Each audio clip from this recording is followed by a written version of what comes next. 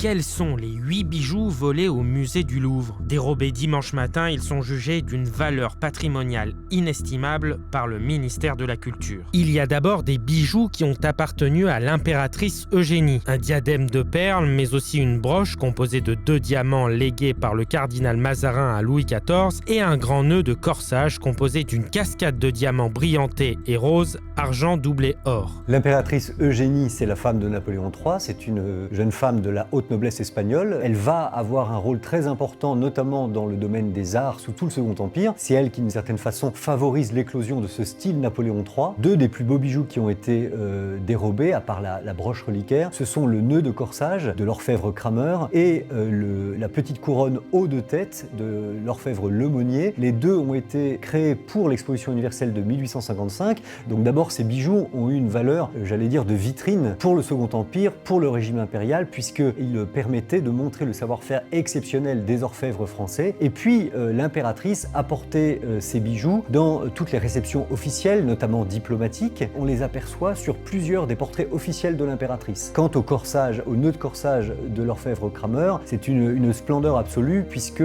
c'est un nœud qui, comme son nom l'indique, se clippait sur le corsage de l'impératrice et qui était constitué de plus de 1500 diamants, lesquels oscillaient à chaque mouvement du corps de l'impératrice. L'idée de ce nœud de corsage, c'était de représenter en diamant et en monture d'or une sorte de nœud de tissu. Donc l'impression qu'on avait quand on le voyait au musée du Louvre, c'était vraiment une sorte de pièce de tissu très ouvragée avec un nœud très floconneux qu'on aurait laissé toute une nuit d'hiver sous le givre. Et cet aspect givré était évidemment dû à la multitude des diamants qui parsèment sa surface. C'était une pièce absolument exceptionnelle. Il y a ensuite un collier, un diadème et une paire de boucles d'oreilles de la reine Marie-Amélie et de la reine Hortense. Une parure composée de saphirs du Sri Lanka, cernée de diamants mis en valeur dans des montures en or. La parure de saphir bleu a appartenu d'abord à la reine Hortense, fille de Joséphine, belle-fille de Napoléon Ier, et la reine Hortense les a vendus à Louis-Philippe, roi des Français, qui règne à partir de 1830, l'époux de Marie-Amélie. C'est donc naturellement que ces bijoux se retrouvent